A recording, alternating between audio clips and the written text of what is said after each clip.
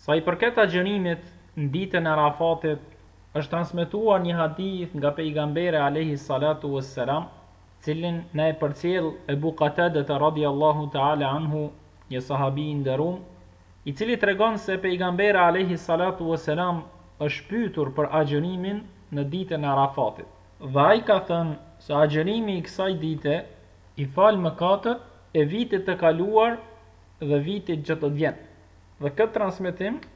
na e ka sjell Muslimi, Allah e mëshiroft, në librin e tij. Po ashtu është transmetuar nga pejgamberi alayhi salatu wassalam se ka thënë: agjërimi I ditës Arafatit shpresoj te Allahu I madhrum që t'i fshijë mëkatet e vitit kaluar dhe vitit që do të vjen. Është një ditë shumë me vlerë dhe agjërimi në këtë ditë është shumë me vlerë. Pra gjithë ata besimtarë që nuk kanë pas mundësi që të shkojnë haxh dhe të jenë nga ata që do të dalin fushën e Arafatit, atëherë le ta shfrytëzojnë këtë mundësi, pra le ta agjërojnë këtë ditë, nga se agjërimi I saj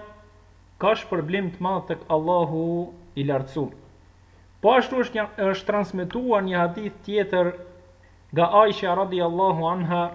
e cila ka treguar se pejgamberi alayhi salatu wassalam ka thënë: nuk ka ditë që Allahu fal më shumë njerëz nga zjarri I xhenemit se sa në ditën e Arafatit. Dhe për këtë besimtari duhet të jetë I kujdesshëm në këtë ditë, të mundohet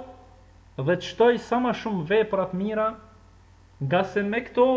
mund të arrijë këtë falje cilën Allahu I madhruar na e ka tregu përmes pejgamberit ton Muhammedit alayhi salatu wassalam.